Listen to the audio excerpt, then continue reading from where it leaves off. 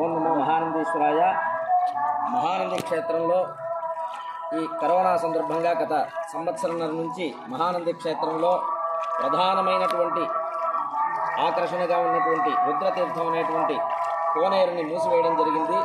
ఈ సందర్భంగా ఆలయ అర్చకులు బాబు స్వామివారు ఈ ఉదయం స్వామివారి అభిషేకానికి తీర్థం తీసుకోవాలని దిగినప్పుడు ఈ యొక్క స్వామివారి యొక్క మండపం ఏదైతే ఉందో ఆ మధ్యలో ఉన్నటువంటి సందుని చూసినటువంటి వారు దాన్ని ముయ్యడానికి అని చెప్పేసి ఒక పైపు పెట్టగా ఆ యొక్క నీరు అనేటువంటిది మనకి ప్రసిద్ధంగా ఎలా అద్భుతంగా వస్తుందో మనం చూస్తున్నాము.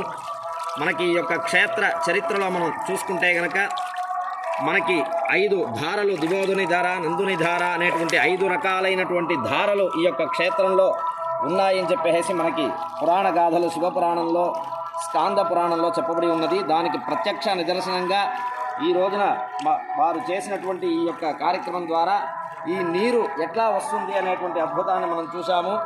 ఆలయ కార్యనిర్వహణాధికారి మల్లికార్జున ప్రసాద్ గారు ప్రత్యక్షంగా వచ్చి దీన్నంతా కూడా పరిశీలించి దీనికి ప్రత్యేక పూజాధికారులన్నీ కూడా చేసి ఈ యొక్క జల ప్రాశస్త్యము, జల విశేషము ఈ యొక్క క్షేత్రంలో ఎట్లా ఉంది అనేటువంటి విషయాన్ని అందరికీ కూడా తెలియజేయడానికి వారు ప్రత్యేకంగా అనుమతి ఇచ్చి ఇదన్నీ కూడా ఏర్పాటు చేయడానికి చేసి ఉన్నారు ఈరోజు. కాబట్టి ఈ యొక్క మహానంది క్షేత్రంలో ఉన్నటువంటి ఈ యొక్క ప్రత్యక్ష గంగా అనేటువంటిది మనకి భారతావనిలో ఎక్కడ కూడా లేదు.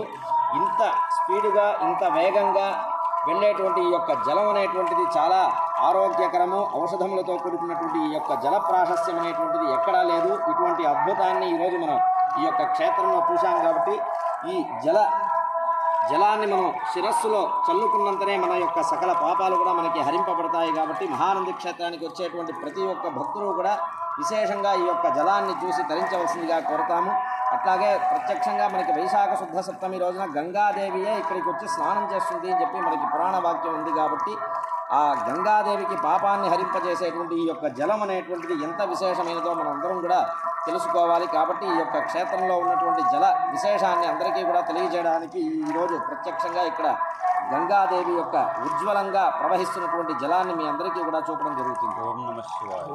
ఓం నమో మహానందీశ్వరాయ.